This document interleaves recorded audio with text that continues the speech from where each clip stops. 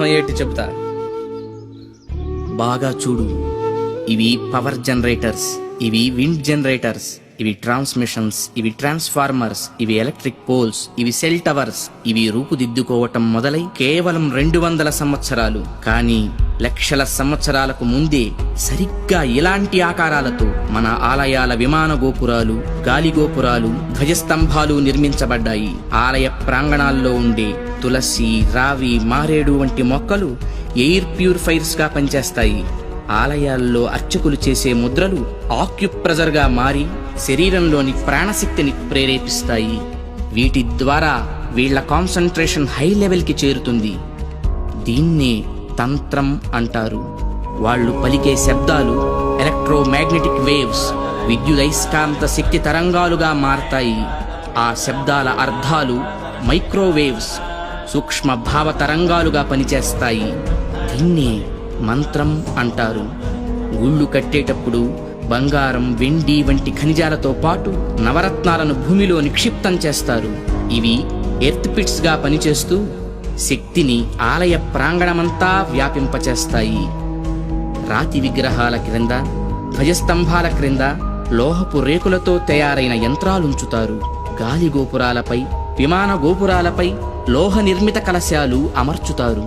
ధ్వజస్తంభాలకు లోహపు తొడుగులు వేస్తారు.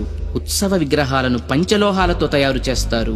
లోహం శక్తికి వాహకంగా పనిచేస్తుంది. దీన్నే యంత్రం అంటారు. మంత్ర తంత్రాల ద్వారా ఉత్పత్తి చెందే శక్తికి ఈ యంత్రాలే రిసీవర్స్.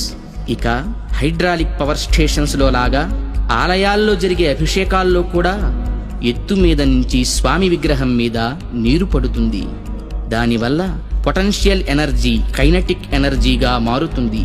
ఇలా మంత్ర తంత్ర యంత్ర ప్రక్రియలతో విశ్వవ్యాప్తంగా ఉన్న ఇంటర్నల్ ఎనర్జీని రిసీవ్ చేసుకొని అందరికీ అందించే కాస్మిక్ పవర్ స్టేషన్స్ మన ఆలయాలు.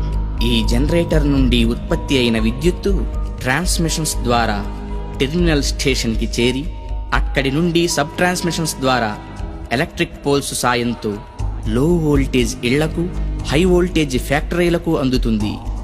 సరిగ్గా ఈ జనరేటర్ లాగే గర్భగుడిలోకి చేరిన శక్తి అంతరాలయమంతా ప్రసరించి పరివార దేవతల ద్వారా విస్తరించి ఎలక్ట్రిక్ పోల్స్ వంటి ధ్వజస్తంభాల సాయంతో సామాన్యుల నుంచి మహాభక్తుల దాకా వాళ్ళ స్థాయికి తగ్గట్టు అందరికీ అందుతుంది. అందుకే గుళ్ళకి వెళ్లే భక్తులు ప్రశాంతతను పొందుతున్నారు, గ్రహణ శక్తిని పెంపొందించుకుంటున్నారు. ఆ శక్తితోనే సమస్యలను పోగొట్టుకోగలుగుతున్నారు.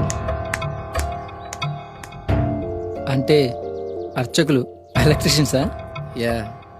అంటే మీరు చదివింది సైన్సా? Common sense.